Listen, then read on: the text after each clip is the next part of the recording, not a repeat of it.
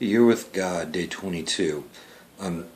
Today's reading was out of Ephesians, and it was one of the list of the gifts of the Spirit. And it was talking about how God gave some evangelists, some pastors, some teachers, some apostles, some prophets, for the perfecting of the saints, for the work of the ministry.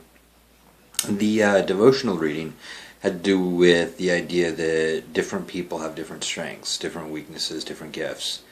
And some things come very natural to some people and do not come nearly as naturally to other people.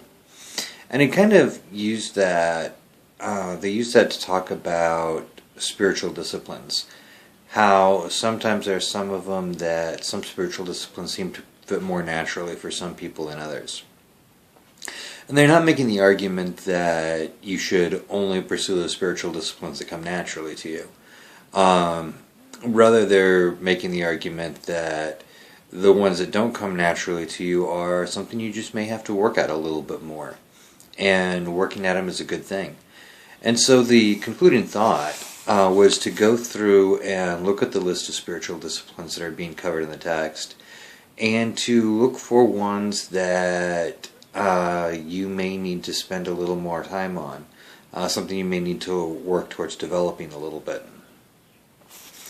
A couple of the things, as I was looking through, a bunch of the spiritual disciplines they listed: silence, simplicity, meditation, solitude. There's several like that in my particular background don't really get talked about a whole lot as spiritual disciplines. So some of those I'm really looking forward to reading about and trying to explore a little bit. My personal perspective is it's one thing to read about a spiritual discipline and to talk about it.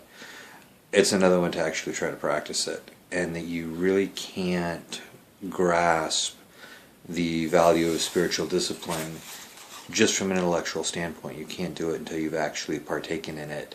So those are some areas that when we get to them through the rest of this year that I'm really looking forward to exploring and experiencing a little bit more of.